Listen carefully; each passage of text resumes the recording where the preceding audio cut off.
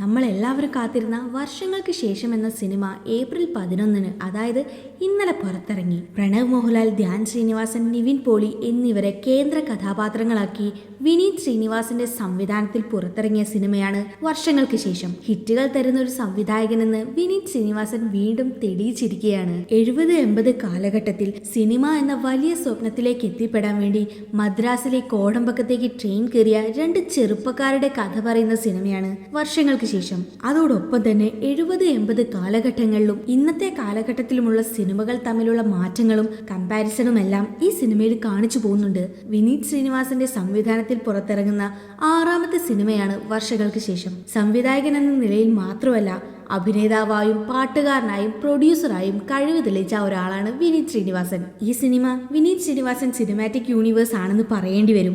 കാരണം വിനീതിന്റെ ആദ്യ സിനിമ മുതൽ ആരൊക്കെയാണോ അഭിനയിച്ചിരിക്കുന്നത് അവരെയൊക്കെ വർഷങ്ങൾക്ക് ശേഷം എന്ന ഈ സിനിമയിൽ അദ്ദേഹം കൊണ്ടുവന്നിട്ടുണ്ട്. മേരിലാൻഡ് സിനിമാസിന്റെ ബാനറിൽ വിശാഖ് സുബ്രഹ്മണ്യം ആണ് പ്രൊഡ്യൂസ് ചെയ്തിരിക്കുന്നത്. വിനീതും ഈ സിനിമയിൽ സംവിധാനം ചെയ്തത് മാത്രമല്ലാതെ അഭിനയിക്കുകയും പാടുകയും ചെയ്തിട്ടുണ്ട്. ഇനി നമ്മൾ ഇതിലെ അഭിനേതാക്കളെ നോക്കുകയാണെങ്കിൽ പ്രണവ് മോഹൻലാലും വിനീതും ഒന്നിക്കുന്ന 2ാമത്തെ സിനിമയാണിത്. ഹൃദയം എന്ന സിനിമ 2022-ലെ വലിയൊരു ഹിറ്റ് സമ്മാനിച്ച ഒരു സിനിമയാണ്.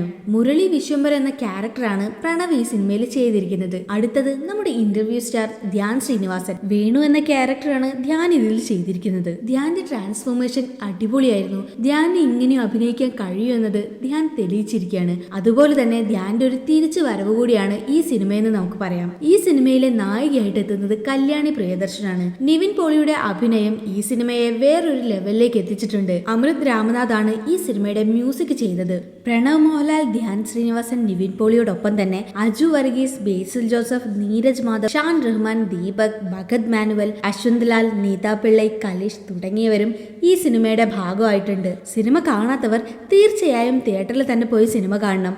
നല്ലൊരു ഫീൽ ഗുഡ് എക്സ്പീരിയൻസ് തരുന്ന ഒരു സിനിമ തന്നെയാണ് വർഷങ്ങൾക്ക് ശേഷം.